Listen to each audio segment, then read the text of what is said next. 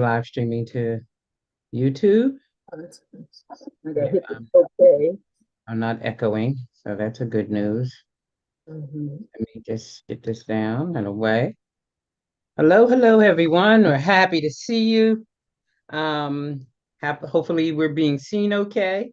Uh, we have a lot to talk about, but first of all, welcome, welcome, welcome to Fostering Lives Grandmom's Room, where grandparents can come together and talk about the journey that they are having on raising kids again, sometimes unexpectedly, for all kinds of reasons. But it brings with it a large number of issues. And here in Grandmom's Room, you have a place to talk about the issues and to maybe come to some remedies and just feel like you're not alone in the process. Because sometimes I get lots and lots of Facebook posts that say, I just feel absolutely alone. All of my friends are doing this or doing that, and I'm sitting here watching babies or children. Or, where's my life? My life is gone. And they feel like something, they've been robbed of something. And so we're going to try to help you and talk you through and help you to find joy in this process. We know you love your babies. And the frustration comes about this was something you didn't expect. And you're angry with your child, with your son or your daughter. And here you are taking care of this precious angel again, and our precious angels. And how do you cope with it? How do you adjust your life? How do you have a life? You feel that you've provided your children, you gave them everything, and here they have sort of dumped their kids back on you. And so there's a lot of questioning, there's a lot of self-doubt, there's a lot of wondering why, what did you do wrong? But here in Grandma's Room, we're going to tell you, you did just fine. Grandmoms are cool. Grandmoms are special. There's nothing in the world like a grandma. There's nothing in the ground. And I remember I was sharing my story. And first, before I move forward, let me introduce my co-host, uh, Renee Zachary, who's been my wing person for many, many years in many, many ventures that I've gone through. And I just thank you for being here. And most importantly, she is a grandma and she is raising her child, her grandchild, unexpectedly. And so we talk about some of those issues. And I hope I have another person joining us, Beatrice, who is also a grandmom and coming at it from a different perspective, because it takes all of us. We need that village too. We need a village to raise a child, but we also need our village for our own personal and mental health. Do you hear my dog barking, Renee? No, I don't. Okay, I'm very glad. I've asked the children to kind of keep it down, but they love playing with this pit bull that I have.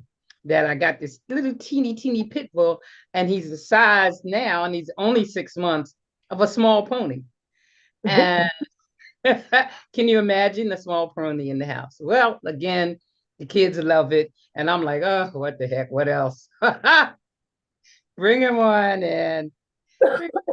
Small pony and all the other things that go along with raising children again. Uh, so we're going to have a lot of laughter, a lot of fun, and a lot of support. You need to know you're not alone, you're loved, you're supported. We get it. We definitely get it. And tonight, we're going to talk about legal and financial issues, because those are real issues that we have to deal with. And so I want to spend a little bit of time. And we're going to have, as we move forward, we're going to have some experts in each of the issues we talk about, so you can field your questions and possibly get some answers. Or if not answers, at least solutions, at least some strategies that you can use so that um, it feels as though you are moving forward in your life and you're not just stuck in a place, because you can feel a sense of stuckness, serious stuckness. So, what I want to deal with first is legal issues. Some of us get our children just by you wake up one morning, your child dumps your kid off and says, see you later.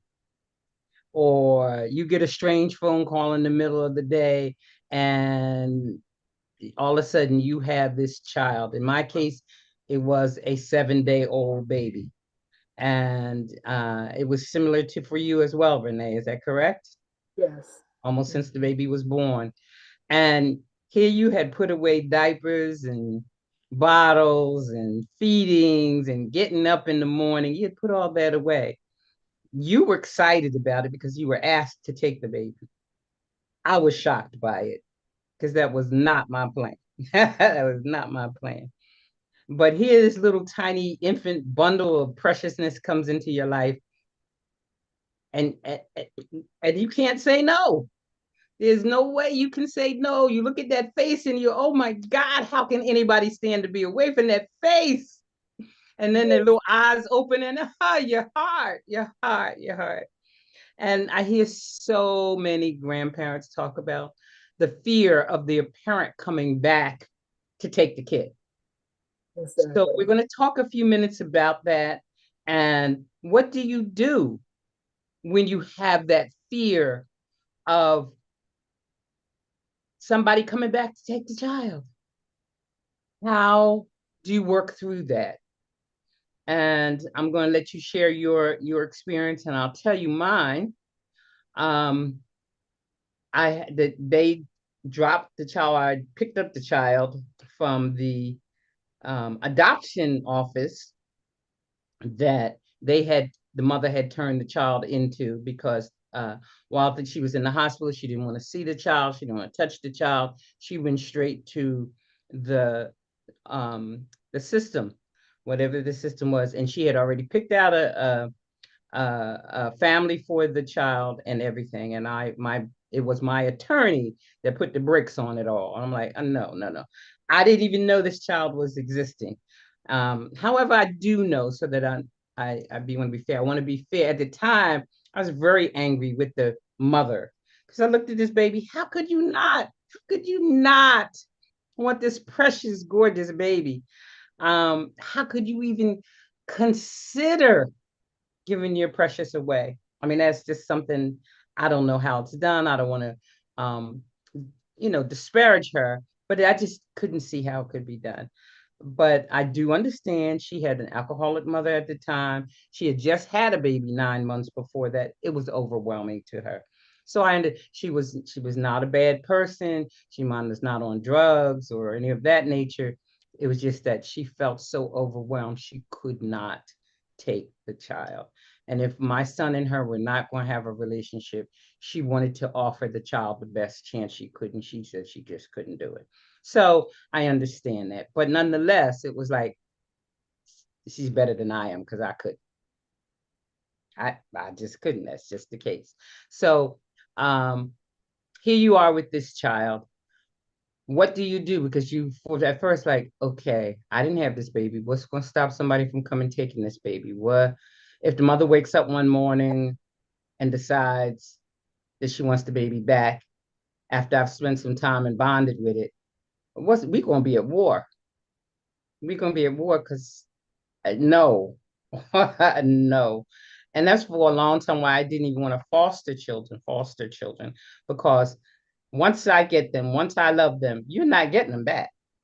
And so um, it was this fear of always her waking up. And so again, I utilized my lawyer to write a contract, a little agreement that I was going to care for this child till she was 18 years old. And I had both my son and the mother uh, sign the document. And I'm like, I at least feel comfortable. And in the document, it said I take care of all medical, educational care of the child, and I make all the decisions. So I felt a little comfortable. At least I had some document to take to court should I need it, because you weren't getting her back once I had it. What was your experience, Renee? Uh, Similar. Well, she was pregnant, and my son calls me in the middle of the night. I guess they had an argument. She already had three other children, and she did not want to have this baby. And my son knows I don't have any grandkids, and he acted like he was doing me a favor, like, Mom, I'm gonna give you this gift, you know, really. Nice. It's not like it's a bottle of perfume or something Right. crazy. How about that? So he's like, Mom, this doesn't work. You gonna take the baby? Because he's boasting in front of her, knowing I'm going to say yes. And I'm like, yes, of course. So before that happened, she kept on threatening him about she's gonna get an abortion. And I'm like, oh no, we can't do that. So she agreed that she's gonna go full term and have the baby. So the night my son, well, she was getting close to that time and ready to go into labor. My son comes all the way out because they're in Jersey and I'm all the way out here in North Carolina. So he comes and get me. And I wanted to be there when the baby was born. I get there, she's going into contractions, she's having a baby. I get to go back there with her, watch my grandbaby be born. And here it is, she didn't even want to look at it. Really? Yeah. So she's telling the nurse, no, give it to her. And I'm like, no, honey, look at your baby, take the baby. And they all trying to encourage her, but she already felt like she didn't want him at that time.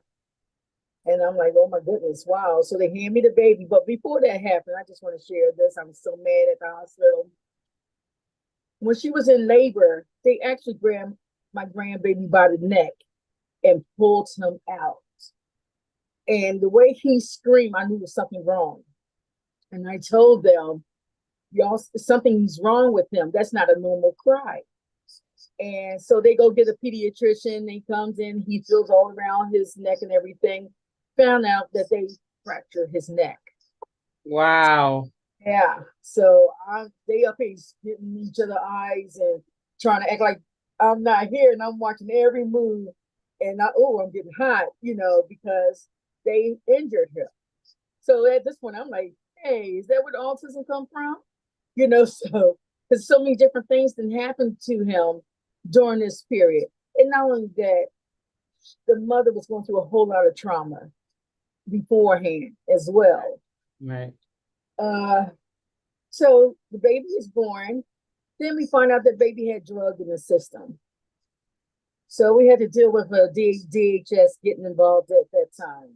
We couldn't leave the hospital. He had jaundice, and I stayed up all night after this 14-hour drive, standing in this hospital room with the baby. She didn't want nothing to do with it, and I'm up all night keeping an eye on the baby. So I already bond. This is mine. Oh my goodness, this is my baby. So I'm thinking, okay, they're gonna get their act together. I can go back home. I get to go home, and she's calling like 2 weeks later, a month later. When you coming back to Philly? When you coming back up here so you can get the baby? And I'm like, she can't be for real. I already gave my own what? shower, huh? What she was asking when you coming back? Coming back, yes. To get the baby? To get the baby, to help her with the baby. She didn't really want anything to do with the baby. Her hatred for your son. Yeah. Yes. So, okay, fine.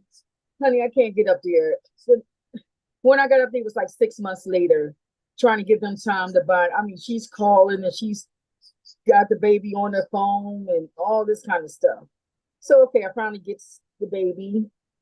The young lady pulled all kinds of fast ones on me, but I ended up taking the baby home. We had to drive him home at that point. She just gave him to me.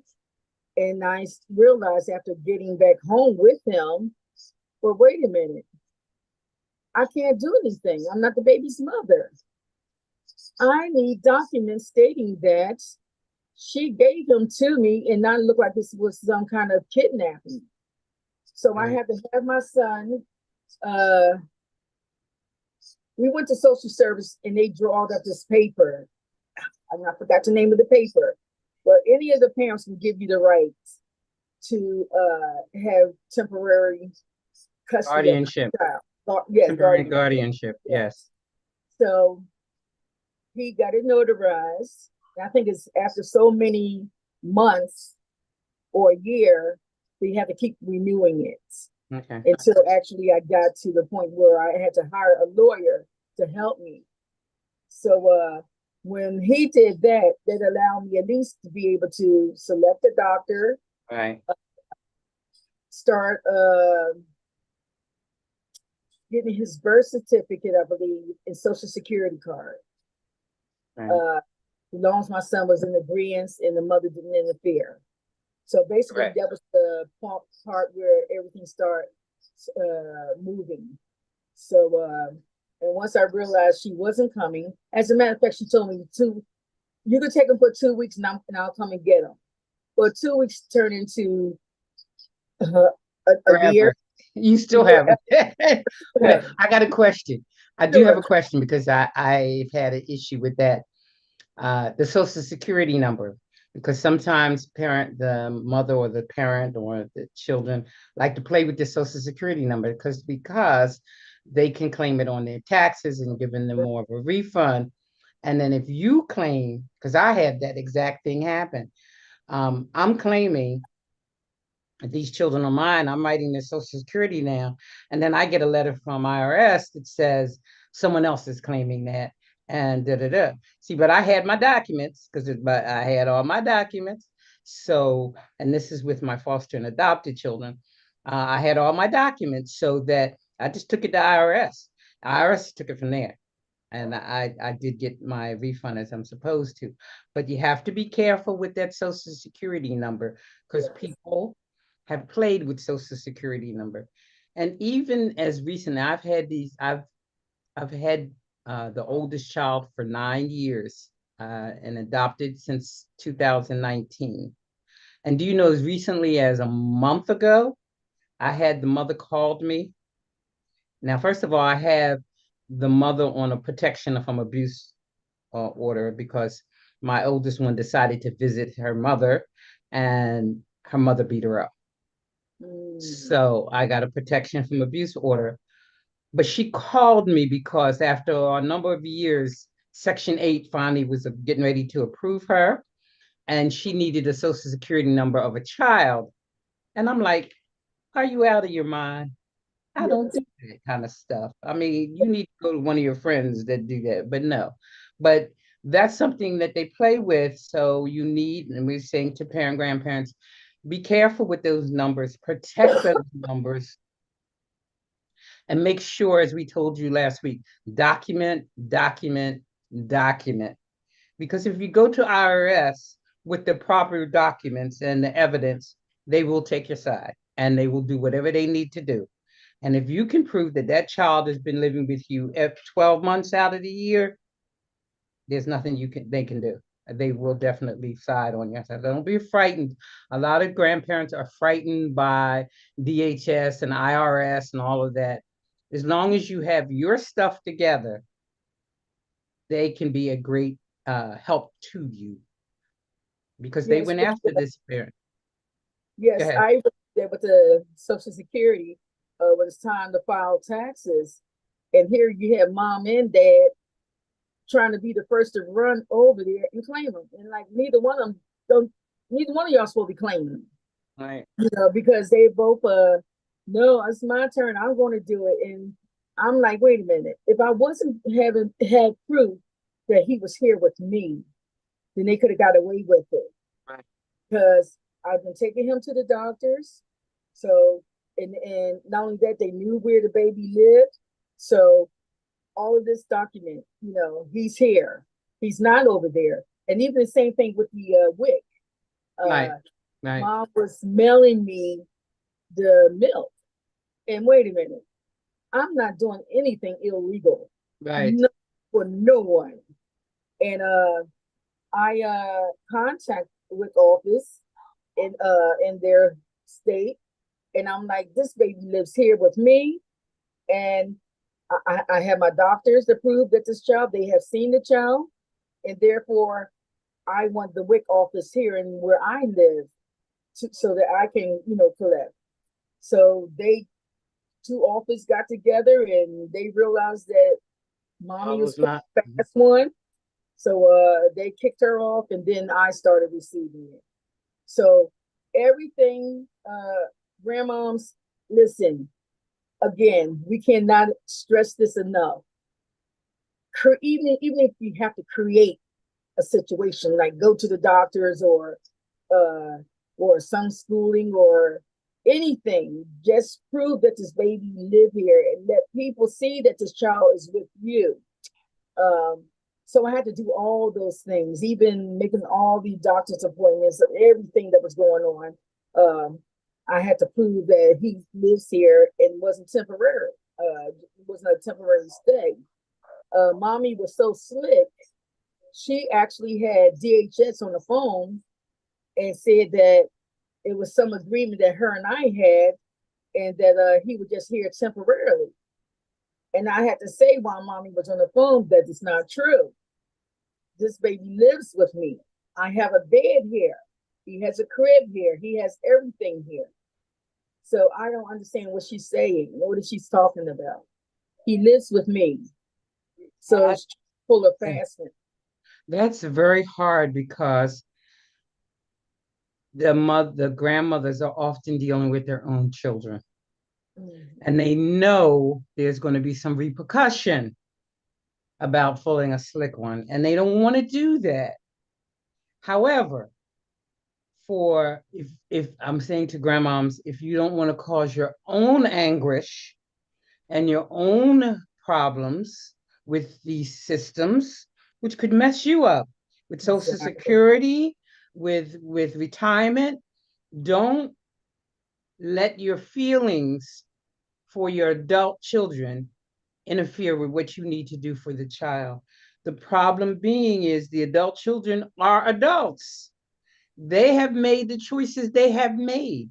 Allow yourself to keep their mess away from you.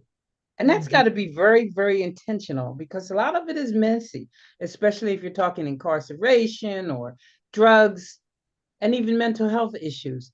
Their mess is there. Help them if you can, but not at your sacrifice. And that's like really, really important statement because some mothers feel like, well, I'm supposed to help my child, not at your detriment, not where it puts you in a position where you have to maybe lose benefits or not be able to get something or not be able, especially a lot of the parents don't help you financially.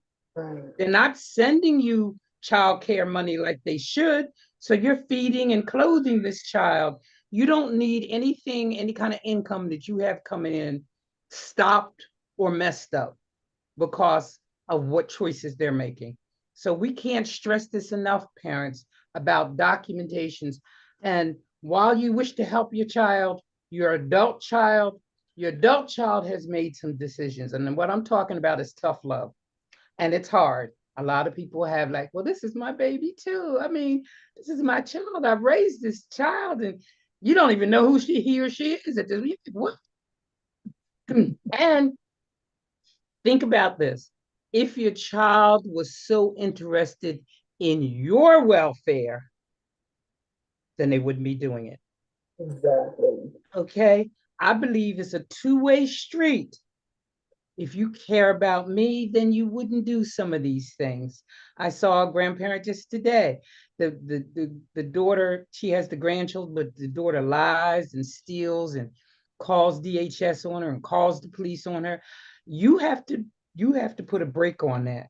And you can, but it requires you stepping up and being okay with your adult child being mad at you. Too bad. I'm mad at you, but I have this child. And that is my first protection. I'm sorry, because this is a child. You're an adult. You'll work it out. This is a child. He or she doesn't have anyone else but me. And my first responsibility is to that child. So again, we say, parents, be very, very careful with your legal documentation, and be if you have to begin to create, as Ms. Zachary said, be able to create that trail, even if you have to create a situation as though you went and applied to be in a school or applied to be with a doctor. At least you have a paper trail with a date that says this is where the child is. You know, Mhm. this is what the child is. And maybe you have neighbors that say, we see the baby every day. Exactly. And We I see had to it. get that done as well. So I had to have my neighbors say, yes, they see little John John, they They see see this him child, they see the every child. day. They see you taking them to the daycare. We see you taking them to the doctor. Sometimes you have to do that. It's hard, but it's necessary. So for your own protection and your own financial stability, because it can cause you unbelievable issues if you do not. So we are just trying to give you those things. And now I want to talk a little bit more about the finances of dealing with the children. And before we get out of off the legal, if you can afford a lawyer, go to one, get one, a child lawyer.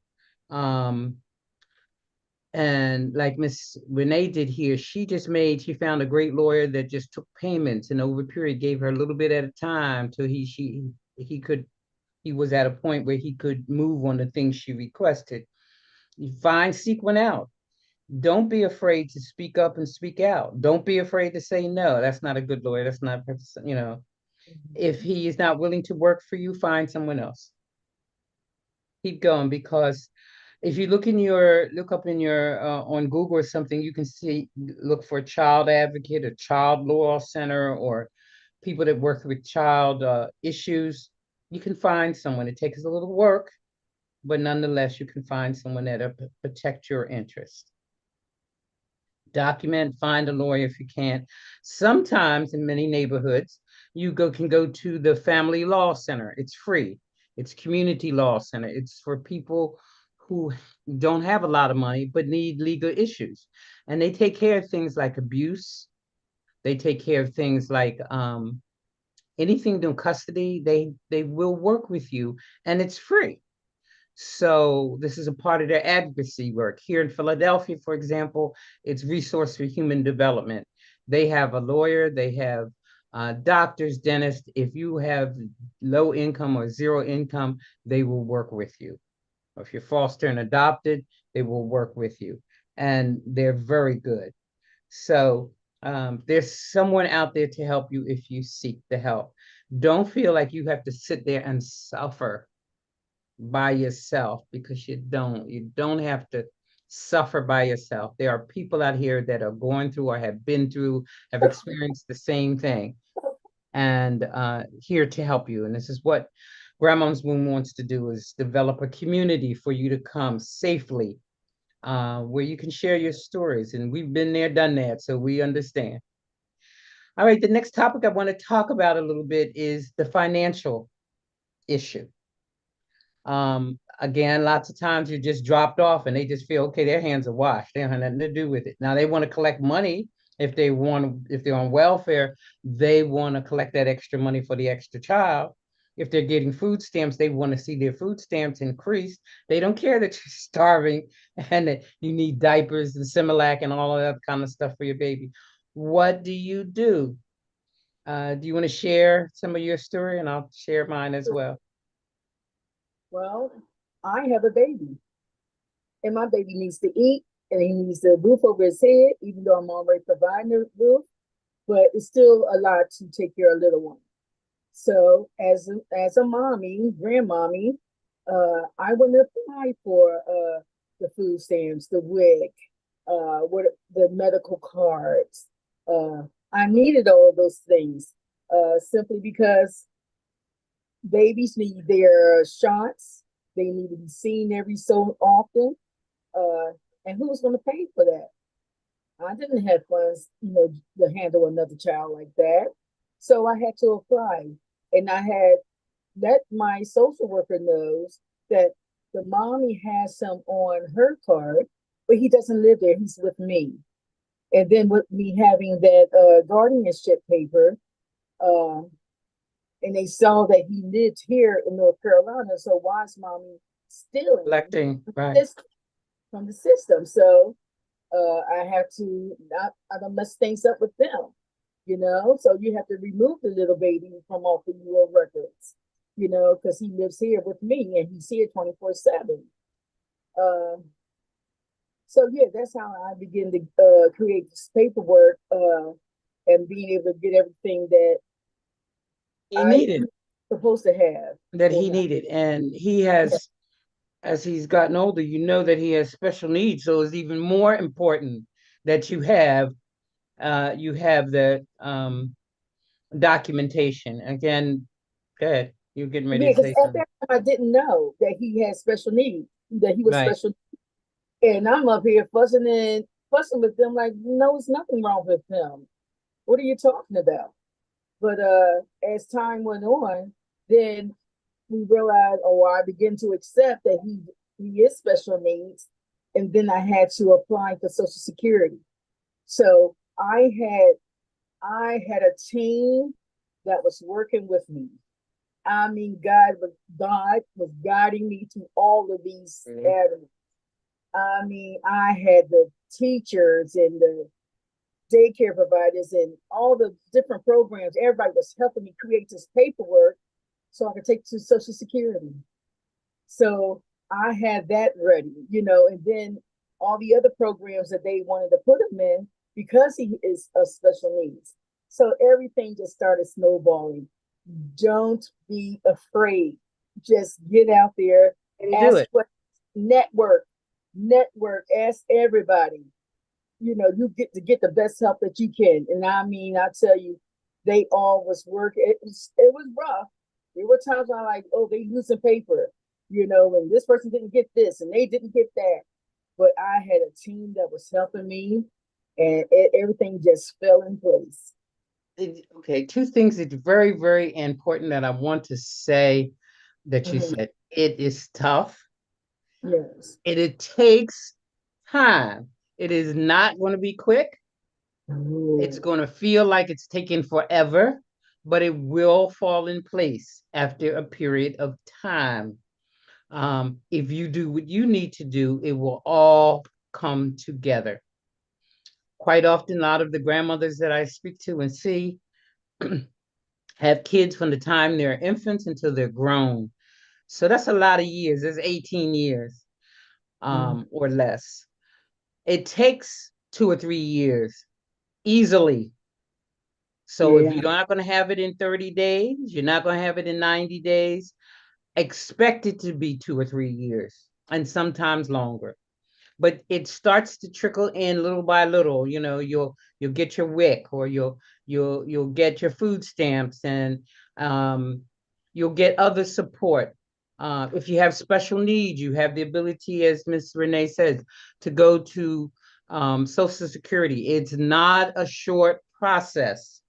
It's a very hard process because you have to prove everything. But if you do your proper documentation, follow up, teachers, doctors, and everything else you can find, neighbors, everything, you will succeed, but it will take time.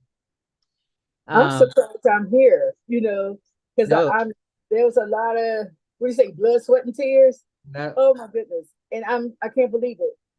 All of that I was concerned about, we're fine now. I even have him on a program where once he turns I think it's a 10-year waiting list for this program they're gonna have him. So when he become of age, he can get a apartment and a job and job. that Yeah. kind of stuff. So my baby's already on it. He's already on the waiting list. So it's like whatever they have to offer, I'm finding it. I'm gonna put my baby on it. So this grandma is not bored because she got a lot to do because being an But that's advocate. it. And let's finish the finance, and then we're going to talk about getting back to your Okay. life financially. So again, if you are taking care of your grandkids, you probably will qualify for food stamps. Request. They're not. Nothing's going to happen to you, and nobody gets hurt or killed by a no. The worst that can happen is they say you make too much money, or which usually is not the case. I mean, sometimes I've had it happen to me where I was It happens. $10 over or something ridiculous to be on the program. Mhm. Also, in terms of your gas, your electric, your utility bills, get on the whatever they call their programs, special programs, not because you're low income, but you have more people in the house that Right. now qualifies you for those programs. With your utility bills, go to LIHEAP. All they can say is no. It won't hurt you to do the paperwork because they might say yes. Right. So I recommend that you go to LIHEAP, which is, the utility, help you with your utility bills. Because if you don't have to pay that $200 or $300, and the utility bill is $200 or $300 back to the house, if you don't have to put out that money for oh, I don't even know. My niece told me $30 a can for Similac. I'm like, what? Yeah, yeah. $30 is a Well, lot of money, and kids drink a lot. mhm. And I'm like, well, sweetheart, she called me one day because she really needed, she was down low and she makes really good money, but she was one of those times she was down low and she says, I need help with my Similac.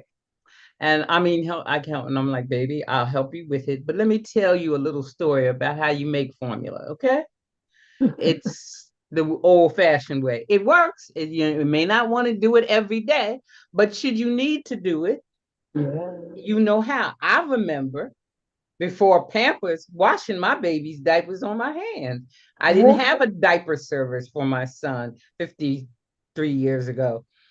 I washed his diapers out in my hand and Ivy Flakes. Remember Ivy Flakes? The Ivy Flakes was a nice soft one, and Yeah. hung them up over the banister or in the bathroom, and the little plastic that went over the diaper.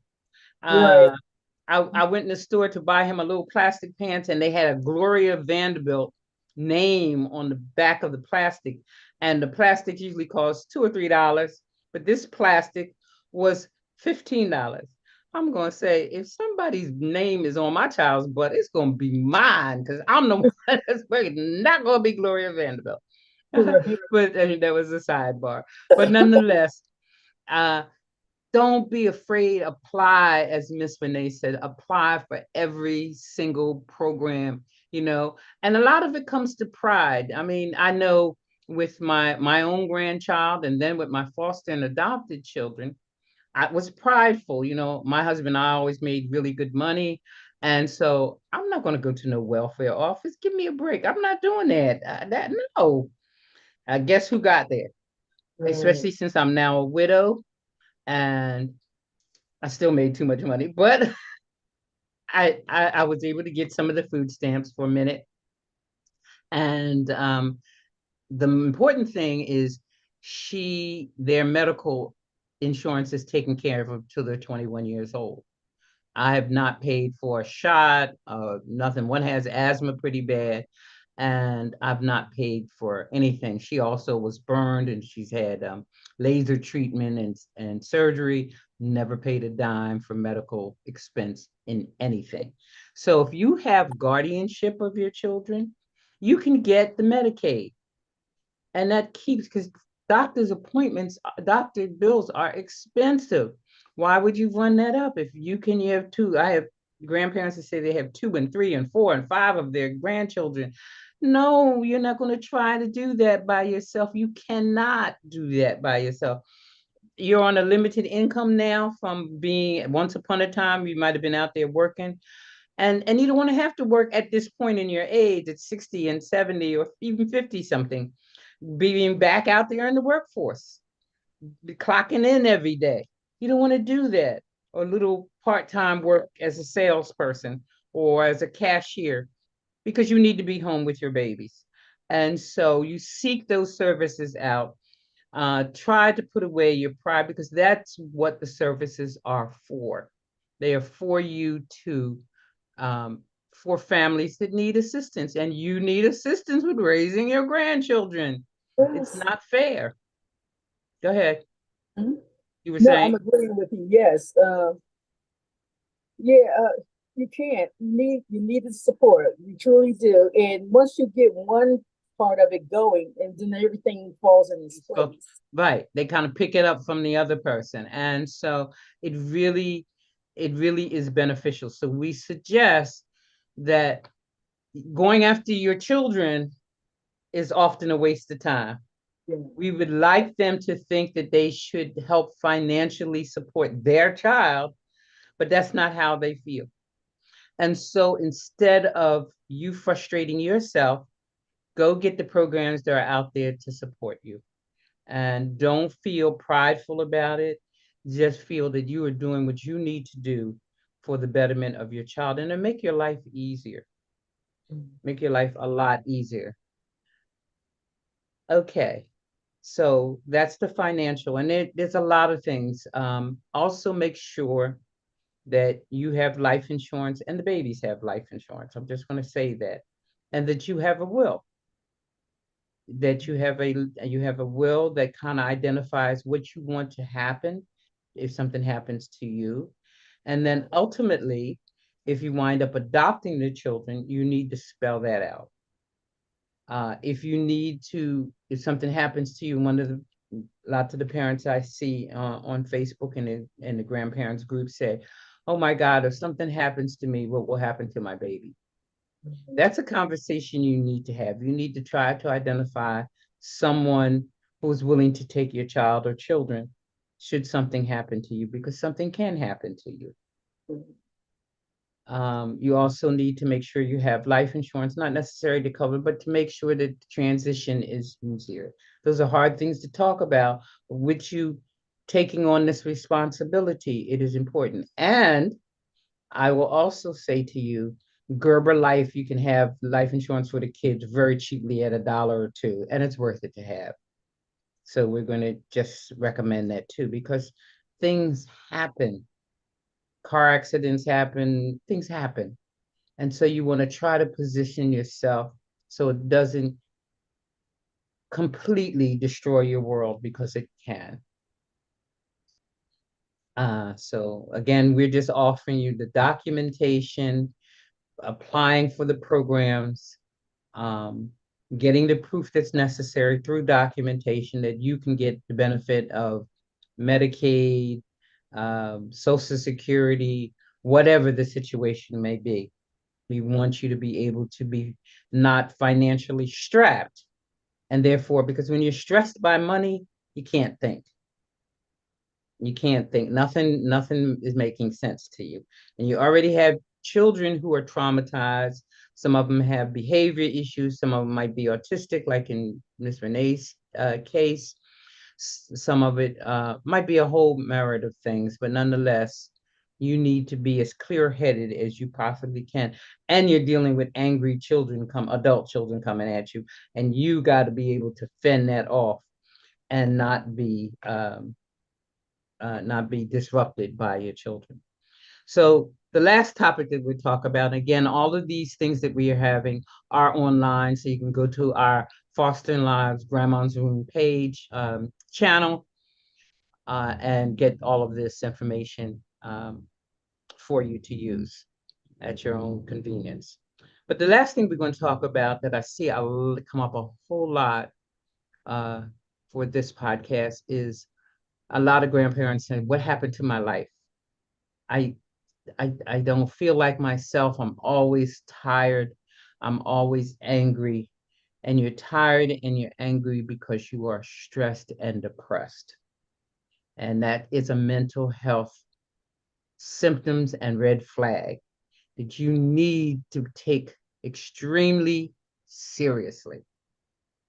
I mean, I've been there, we all know it. And if you don't pull yourself out of it, again, if you can't help yourself and you're running around as a basket case, what is going to happen to the babies?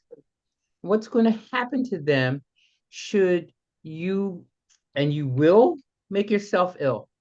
You absolutely will become ill as a result of the stress. So, try to exercise. I know that's hard to say, but try.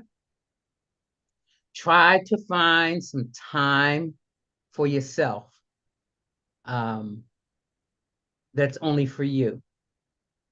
But most importantly, make a couple of decisions. One of the decisions that I made, and I want uh, Miss Renee to share her decisions, because clearly she made them, and you can tell she made them because she's speaking with confidence.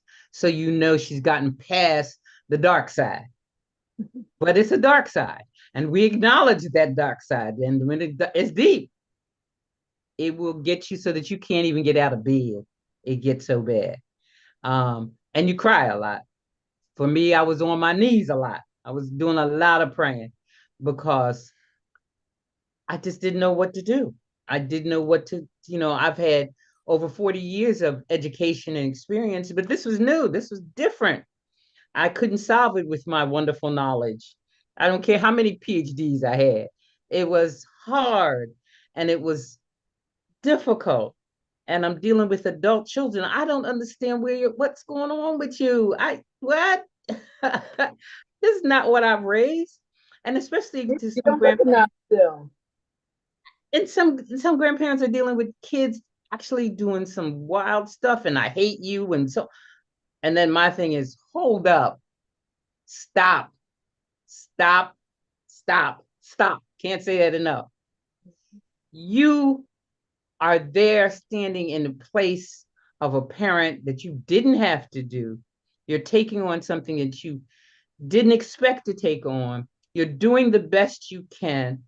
And your adult children are shucking their responsibility. Don't you feel bad for a moment? I know it does, especially when you don't have the money and you're struggling with food and all the other kinds of things. But stop and make a decision. I'm going to tell you, for me, I made a decision. Nothing was going to break my peace and my joy. I'm going to find every day joyful. And if it meant hurting your feelings, too bad. Too bad, because my personal survival while I was raising this child and now to adopted children is more important than what you feel. Just like the mother of my two adopted children kept saying, well, God says always forgive. God says, I shouldn't carry any anger towards her. Mm-hmm. My anger towards her was, these are your children and you have 5 of them and you have done everything in your power not to do anything and have caused one child to be very badly drug addicted beyond what is I mean really severely drug addicted. So I would like to take you out to the shed, but however, I'm not going to hate you. I'm not going to hate you because hatred takes energy. I'm not even going to let you be a concern in my life because my concern is that child. So sorry. So I forgive you. I don't have any problems with you, but stay out of my life. Stay out of mine and this child's life. When this child gets 18 years old, if it chooses to find you, dig you up, whatever you want to do, that's on them because then they are adult. But until then, stay out of my life and stay out of my way. You don't want to mess with me. And that sounds hard, but tough. I'm sorry. Because you dumped this on me. You're not helping. So you have no say. No, you have no say. You have no rights. Don't tell me what I should. You don't know what I should do or not do because you're not here. You're not taking any role of this. You have no say. And in my case, this was with my adopted ones. Well, I'm their mother. Well, I simply say to them, dogs can have babies. True. And so what are you telling me? What are you telling me? Anybody can lay down and have a kid. A mother is someone who takes care of her. So don't even try that with me. It doesn't work. Sorry. So it does sound very hard, but I'm sorry. And I apologize to anyone that thinks it's hard. And some parents, well, I can't say that to my daughter. Well, what is she saying to you? What is she saying to you or he saying to you when they leave you with this child with no support? What are they saying to you? I love you, mommy. I want to support you. No, that's not what they're saying. What are they saying to you? As saying, I do not care about you. It's saying, I do not care about you. Well, why should you shower all this love and support and they're going to kick you in your butt? That does not make sense to me. So we need to make sure that you are understanding coming from a perspective of um, I'm not letting anybody break my happiness. I have this responsibility and I'm going to be happy. And I'm going to be happy in spite of them anyway, because even with my adopted oldest one, she has a lot of issues. And if I allow her, she would absolutely run me crazy. And I say to her, you know, something, I'm just not dealing with your stuff. I will totally ignore you today if that's what it takes. You want something from me, then you need to know how to ask and to come straight. Beyond that, go up to your room and become invisible. You know, I will give you whatever you try. I will try to do whatever for you. I'll take you to all the therapy in the world, but you don't have a right to disrupt my life. And a lot of grandparents have that struggle. Your baby's really too young yet, Miss Renee. When they get to be teenagers, they start to smell themselves, or they want to take all of their anger, or they talk to their parent, and their parent puts a lot of stuff against you. And you say, hold up, I'm not tolerating it. You want to pack your little stuff and to go wherever you're going to go, and you know you're not going to do that or allow it. But nonetheless, yeah, no, I'm not going to allow you to make me and my household unhappy. It is a privilege for you to be here. It is a privilege that you are eating, because a lot of people in this world do not. You have a roof over your head, you're going to school, you have clothes on your back. No, then make sure that you are also finding time for yourself. I have every couple of weeks, I go to my nail salon place. That's for me. And I go get a manicure and a pedicure. And no, you can't go with me. No, I'm going alone. No, I don't care what you want to done with your nails. I'll come home and paint your nails for you, but you're not going with me. That's my time. The other thing that I do is between after I drop them off to get them safely to school from nine till 2 is my time. Don't interrupt it. Unless I have to take you to a doctor's appointment or something, don't have the school call me for crap, especially for the older one, because you're gonna have a price to pay. Because that's my time. I need that time to be able to deal with you when you come home, and to regroup. I need that personal time to get myself together physically and mentally and spiritually to deal with these children when they come home, homework and etc. So, what do you want to feed into that about personal time and personal space, Ms. Renee? Well, today I was working on respite care so that I can actually get a weekend to myself. Uh, and I'm just trying to figure out how they're going to work this out. So today was a pretty much a busy day, and also looking for transportation. Will they take him back and forth? So I'm trying to grab some minutes there.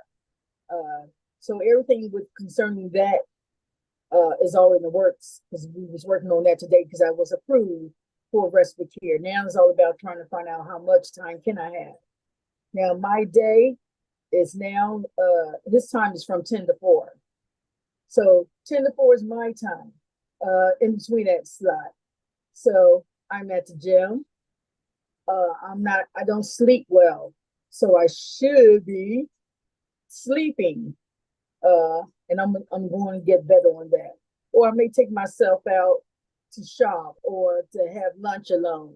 You know, that is my time, and I enjoy it. Summer was rough because I'm looking at my baby 24/7, and all he want to do is hang on me. He ain't care. He want to flip all over me. But now that he's in school, whew, I can breathe. Mm. I love it. I I repeat, love this special time. that time clicks by pretty fast. Even though it Yeah. seems like an eternity, it will pass. My little one, my 7-year-old, in fact, I'm going to try to give her, may help her to give lessons to her 15-year-old sister. But she came to me, Mom, I want to wash the dishes. And that child, she's not quite 8 yet, washed and cleaned my kitchen 10 times better than her 15-year-old sister did. And I'm like, wow. And then what's been happening is through all the years, the last 7 years, I've been getting up with her in the morning. I go in the bathroom, we wash or shower, brush our teeth, do all the whole routine, then we go into the room. We get our dress. I lay everything out for her. She, help her dress, make sure she's lotioned up and all of that. Well, for the last week, actually since the beginning of the school, she's been doing it herself. And she comes out of that room all lotioned up, all powdered up, and ready for school. All I have to do is do her little hair. And I'm like, wow, wow, this is good. Waiting for This is that. really good. And I mean, we had this routine. I'm in the bathroom first because I wake up and then I wake her up and then she wakes her teen sister up. And we're out the house at a certain time. And it's been working real. I have to say, I'm like, well, maybe I did something good. That's good. Because they are on it. They are on it and so Good on it. thing. So that my routine. So we're out the house. I'm back here and have my time. So it is important that you know that this when they're really little, that time passes, and soon they will be independent little people. And you work towards them being independent little people. You don't do everything for them. Um, and maybe that's some of the things that we did wrong with our older kids because we were just so enamored by having our kids and we wanted to baby them and we wanted to make sure they had everything and they could do everything and we just coddled them to nth degree. And as a result of it, they still thinking it's all the world is all about them, and not anybody else. But you want to work them towards independence so that they can help you. Because I said to her, I said, listen, are you going to take care of me when you have to change my diaper? She Right. said, ew, ew. I'm like, I said ew too. So, but this is we had this conversation. And because I want to understand you have a responsibility when you grow up, not to just toss your seniors and elder folks over to the side. Exactly. There's an opportunity to give back. But anyway, I really, really want to emphasize take care of yourself because there's there's nobody else out there that can beat you, Grandma. Yeah. And I these mean, I babies. told I told my grandbaby's parents, I'm giving y'all 5 years to get your act together and y'all come back and get your kid. Well, he's 5 and they still looking stupid. Hmm. Nobody's thinking about coming and getting a kid. I get all this, oh, mom, I thank you so much. Oh, the waterworks. But they're 9. And I feel like, who knows if I ever get a break? This baby's probably going to be with me until I'm gone, you know? That is something you have to come to. There's new realities that you have to come to grips with, and you can't make yourself miserable. That's a possibility. Like there aren't. I've had the oldest one for almost 10 years now, and the youngest one for 8. I don't remember.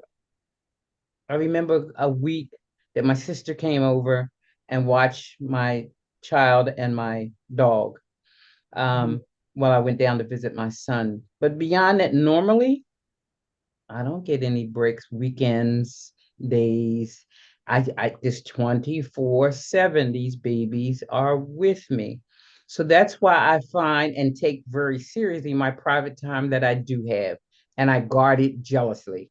In other Mhm. words, unless you're sick, if you're home, you're going to not meet a very nice grandma that day because you are impeding on my time and I don't have a whole lot of it. But the reality is, yeah, you may not have any Right. free time. And many parents say, well, what happened to my life? Again, even though the time I have chosen to use my time, as you know, I'm in school now for a doctorate degree in education, curriculum, and instruction. Not Mhm. because I'm going to go back into the work field and run something, it's because I want to really talk to the educational systems about things that they can do and to be a voice and an advocate for our children in education. Um, but that's what I chose. I chose the time to consult and teach courses because that keeps me satisfied in the things that, teaching has always been a love of mine. I have always, I mean, you and I have known each other over, I guess, 30 or 40 years now. No, And they, teaching, they counted it up. She says 53 years. okay, all right, there you go. 53 years that Yeah. you've known me, and I've always taught. So Yeah. that's a passion of mine, and educating kids and moving kids forward is a passion that I have. And I don't think that it deserves to be stuffed away because I have these new responsibilities. A couple of my kids say to me, my natural children, well, Mom, you were so busy. You were doing this, you were growing the schools and you were teaching kids. And my daughter says to me, I never had you to myself because I had 200 or 300 other kids all the time. So I never had my mom. And I'm saying, too bad, Right. too You bad. have You a had sister, you right? had the life of that many kids don't have. You had experience and travels and things many kids did not have. If you don't want to do that when you have your kids, that's fine. Then don't. But this Mhm. was necessary for me, and I was not going to kill the things in my dreams because I now brought on children. You were going to fit into my life. I was not going to fit into yours. Mhm. Okay. And so I know you, Miss Renee, you love to sell books and bags and trinkets and I don't know, whatever kind of stuff. And you're Yeah. starting this business and that business. And I'm going to tell you to go do that. Mhm. Continue to do that because that makes you happy. I don't get it, but it makes you happy. Yeah. And who cares that whether you make $10 or $100,000? It's something that you love to do with your little Mhm. creative self, and you shouldn't stop that. And I'm going to tell everybody, whatever your dreams or hopes, it don't have to stop because you now have these Yeah. children. Now, sometimes you have to pause it. Right. You have to pause it. When my adopted children first came to me, it was so much I had to get in place for her because she was burned and she was traumatized. She had been misabused and da. So it took me a couple of years to get her into the programs that she needed to be in or into school and get her a routine. And then her baby sister. Then I had to take care of this infant. So that was a whole nother set of stuff. But I never put my dreams and said, well, I can forget about that now. I'm saying, okay, it's on pause. But as soon as I get her to a particular age and get this other one, I'm going back to what I love to do. And I have done that. And I feel as a human being, I'm very fulfilled. And I keep growing because I believe in never stopping learning, always loving learning. So I'm doing that, but I'm trying to educate um, the population, grandparents, parents, teachers, whatever. I'm still teaching all Right. the time. And so I'm joyful. As a result of it, I am joyful and fulfilled. And I'm going to suggest to every grandma I'm hearing this, do what you love. You don't have to stop your life. You may have to pause it for a minute or two, but even when you pause it, you put in the mind, okay, I'll put this over here for now, but this is what I'm going to be doing. I'm going to situate this so you can get back. And sometimes you can involve the babies, depending on what it is. You can get Mhm. them involved because you want to teach your people coming up to be global citizens. What does that mean? You want them to give back to the community. You want them to understand kindness and support and community. And it takes work to do that, but you are the best example of that. So, just as a little tidbit. Well, it's 9 o'clock. So, we've been talking for an hour. I hope you got something out of it. Parents, feel free to call us and to visit us at Fostering Lives, ESI, .com, fosteringLivesESI.com. That's our website, and reach out to us and come visit us every Thursday at 8 p.m. so we can talk some more so that you can feel that you're not alone in this journey. I'm going to say thank you, Miss Renee. As always, you're looking beautiful. We look great. That's another thing. Was When you are how old, if you don't mind sharing? 66, just turned 66. And I'm 74. Okay. And we look good. We got We it look going on. good. We look good. We have our hair and our eyelashes and everything else, but we look good. We look good because we have allowed we have taken the time that says, I don't have to fade into the darkness. I don't have to fade away as a human being. I'm still vivacious. I'm still sexy. I'm still a person. And I want to live and do and be happy. I have a right to be happy. Oh, I yeah. have a right to be happy. I have a right to be healthy. I have a right to love these children, but they will not and cannot consume your life so that I Exactly. am just a shadow of who I used to be. Right. So I thank you all so much for being that example to other grandmas, how gorgeous we can look. Mhm. Um, and thank you for being my wing person and my co host here. And I look forward to talking to all of you next Thursday at Fostering Lives Grandmom's Room, where we'll talk and we'll get some more solutions for this wonderful journey that we're on. Have a great night, everyone.